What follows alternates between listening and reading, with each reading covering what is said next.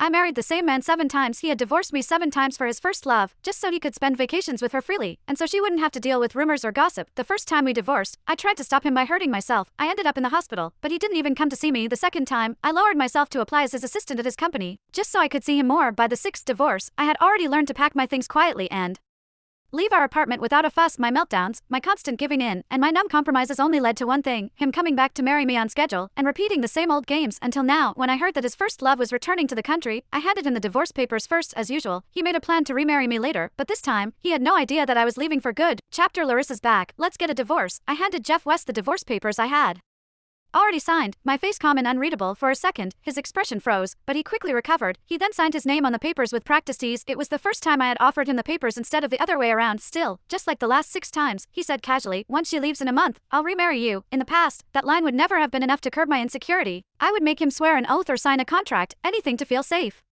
This time, I felt nothing. I had no desire to respond at all. "Helen, are you even listening to me?" Jeff frowned, clearly annoyed by my silence. I just nodded. Yeah, but my hands kept moving, folding clothes and packing them neatly into boxes. When Jeff said he would remarry me, he always meant it. Everyone in the business knew him as a man who kept his word. We didn't seem like a real couple anyway. We were like two business partners with a contract that needed renewal, signing 2 papers every once in a while, one for marriage and the other for divorce. By now, I had signed 13 papers. I remembered him saying at our wedding that he would never betray me during our marriage, and he hadn't. After the divorce, he was free to be with anyone he wanted. The only cost was that I became the kind of person everyone in the social circle knew could be summoned or dismissed at his whim. But today, my calmness seemed to throw him off. He could vividly remember how I had behaved during our divorce in the past. I had been hysterical, even self-destructive. Now, he watched me pack efficiently, faster than ever, and he looked a little unsettled. Maybe this time, I should move out instead. I slammed the large suitcase shut with a thunk, cutting him off. I already told my friend I'd stay at her place for a few days. Jeff seemed to have thought of something, and his face darkened even further. "You're not planning to sneak into my office again, are you? Pretending to be an assistant just to spy on me? Can't you do anything for yourself? Are you so lost without a man?" I understood what he was doing immediately. He just didn't want me showing up at his office, disturbing him and Larissa Osborne. After all, she was only back for a short visit. Jeff would always hire her to be his chief assistant, staying close to him at all times. Chapter: After our second divorce, I had applied and got hired as Jeff's assistant. I carried his favorite caramel latte, heart racing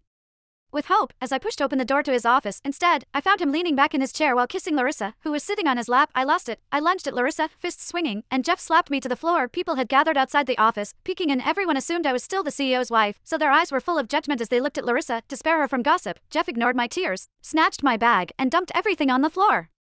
The divorce papers lay there like a warning sign, announcing to the world exactly what our relationship was. From then on, every time Jeff and I divorced, he made it public on social media. Everyone knew Jeff loved Larissa. I was just the shameless woman who refused to leave his side. But this time, Jeff's worry was unnecessary. I grabbed my suitcase without hesitation. "Don't worry, I won't bother you two again." Jeff looked at me suspiciously for a moment until I pulled the suitcase handle and